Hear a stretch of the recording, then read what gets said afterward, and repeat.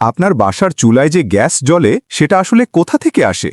আপনি প্রতিদিন যেটা ব্যবহার করছেন সেটা কিন্তু হাজার হাজার মিটার নিচ থেকে উঠে আসে, কখনো মাটির নিচ থেকে, আবার কখনো সমুদ্রের তলদেশ থেকেও। আপনি জানেন, এই প্রাকৃতিক গ্যাস সাধারণত মাটির অনেক গভীরে বা সমুদ্রের নিচে আটকে থাকে। এই গ্যাস বের করার জন্য ব্যবহার করা হয় বিশাল বড় ড্রিলিং মেশিন। প্রথমে ইঞ্জিনিয়ার্স এবং সায়েন্টিস্টস নির্ধারণ করেন ঠিক কোন জায়গায় গ্যাসের মজুদ আছে। তারপর শুরু হয় ড্রিলিং, মাটির কয়েক হাজার মিটার নিচ পর্যন্ত। কখনো সোজা নিচে ড্রিল করা হয়, আবার অনেক সময় পাশের দিকে, যাকে বলা হয় হরাইজন্টাল ড্রিলিং। এভাবে বেশি জায়গা থেকে গ্যাস উত্তোলন করা সম্ভব হয়। এখন প্রশ্ন হলো, এত গভীর থেকে গ্যাস উপরে আসে কিভাবে?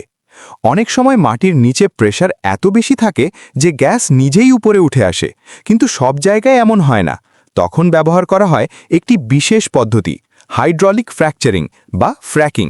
এখানে হাই প্রেশার পানি, বালি এবং কিছু কেমিক্যাল ঢুকিয়ে পাথর ফাটানো হয়। এর ফলে ভেতরে আটকে থাকা গ্যাস বের হয়ে আসে।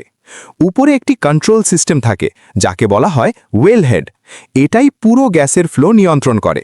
এখন আপনি বলুন, আপনার কাছে কোনটা বেশি কঠিন মনে হয়, গ্যাস মাটির নিচ থেকে তোলা নাকি হাজার কিলোমিটার পাইপলাইনে পাঠানো? কমেন্টে জানাতে ভুলবেন না। মাটির নিচ থেকে গ্যাস উঠে এলেই কিন্তু সেটা ব্যবহার করা যায় না, কারণ এতে থাকে পানি, ময়লা এবং ক্ষতিকর কিছু উপাদান। তাই এই গ্যাসকে নিয়ে যাওয়া হয় প্রসেসিং প্ল্যান্টে। সেখানে গ্যাসকে সম্পূর্ণ পরিষ্কার করা হয়, পানি আলাদা করা হয়, বিষাক্ত গ্যাস রিমুভ করা হয় এবং ভারী উপাদান আলাদা করে ফেলা হয়।